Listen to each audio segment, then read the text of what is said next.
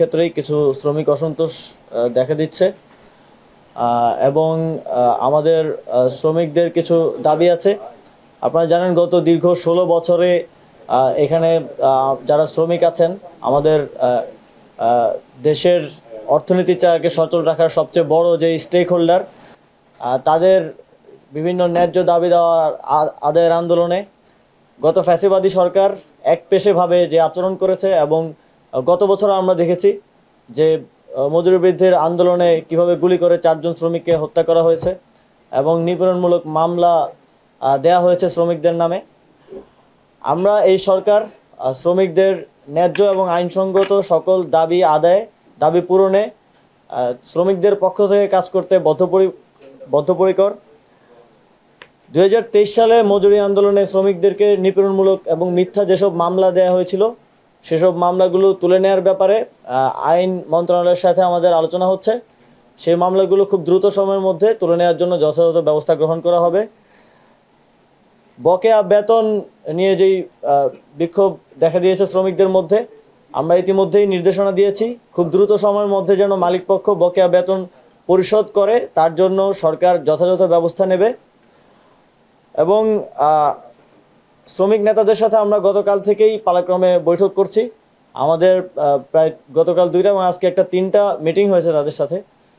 তারা সকলেই এ ব্যাপারে ঐক্যমত্য পোষণ করেছেন যে এখানে শুধুমাত্র শ্রমিকদের কিছু দাবি দেওয়া তো আছেই, এর পাশাপাশি বহিরাগত যাদের শ্রম এবং শিল্পের সাথে কোনো সম্পর্ক নেই এমন কিছু লোকজনকে দেখা যাচ্ছে যারা হেলমেট পরে এবং হাফ প্যান্ট পরে এসে বিভিন্ন কারখানায় ঢিল ছুটছে, হামলা করছে। তো আমরা স্পষ্টভাবে বলতে চাই যে এ ধরনের যারা দুষ্কৃতিকারী এবং বহিরাগতরা এসে দেশের শিল্প ধ্বংসের মতো পায়তারা এবং ষড়যন্ত্র করছে তাদের বিরুদ্ধে সরকার কঠোর ব্যবস্থা নেবে। শ্রমিকদের যেই ন্যায্য দাবি দেওয়া আছে সেগুলোর বিষয়ে আমরা আলোচনা করছি শ্রমিক নেতৃবৃন্দের সাথে এবং ভবিষ্যতেও যেগুলো তাদের লং টার্ম দাবি দেওয়া আছে সেগুলো সমাধানের ব্যাপারে আমরা তাদের সাথে কাজ করে যাব। কিন্তু যারা ষড়যন্ত্র করছে এবং দুষ্কৃতিকারী যারা আছে যাদেরকে চিহ্নিত করা গেছে, শ্রমিক নেতৃবৃন্দ এক্ষেত্রে একমত হয়েছেন এবং আমাদের কাছেও তথ্য আছে, তাদের বিরুদ্ধে সরকার কঠোর ব্যবস্থা নেবে। এ ব্যাপারে কোনো ছাড় দেওয়া হবে না।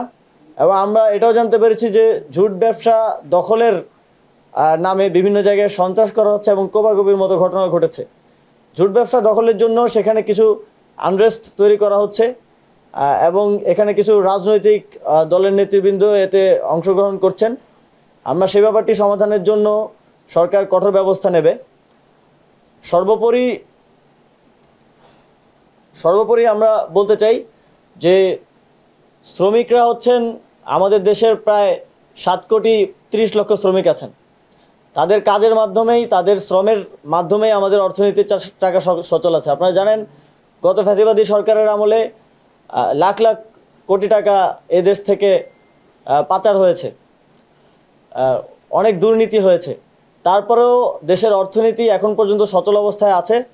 আমাদের আরএমজি এবং নন আরএমজি সেক্টরের যে শ্রমিকরা কাজ করে যাচ্ছেন এবং এই শিল্পের বিকশিত হয়ে থাকার কারণে এখন নানা ধরনের ষড়যন্ত্র করে শ্রমিক বিক্ষোভকে উস্কে দিয়ে এবং এর মধ্যে বহিরাগতরা অনুপ্রবেশ করে আমাদের এই বাজার দখলের এক ধরনের পায়তারা চলছে।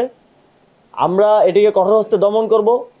একই সাথে শ্রমিকদের যেসব ন্যায্য এবং আইনসঙ্গত দাবি আছে সেগুলো পূরণেও এই সরকার কাজ করবে। কোনোভাবেই আমাদের যেই শিল্প রয়েছে সেই শিল্পকে আঘাত করার মতো কোনো ঘটনা যাতে না ঘটে, এক্ষেত্রে শ্রমিক ভাইদেরকেও অনুরোধ করব আপনারা সতর্ক থাকবেন। যেই কারখানায় হামলা হচ্ছে সেই কারখানায় কিন্তু শ্রমিকরাই কাজ করে, কোনো শ্রমিকই চাইবে না তার রিজিকের উপর হামলা হোক। তো সেই জায়গা থেকে আমরা শ্রমিক নেতৃবৃন্দ এবং শ্রমিকদের পক্ষ থেকেও সহযোগিতা প্রত্যাশা করব।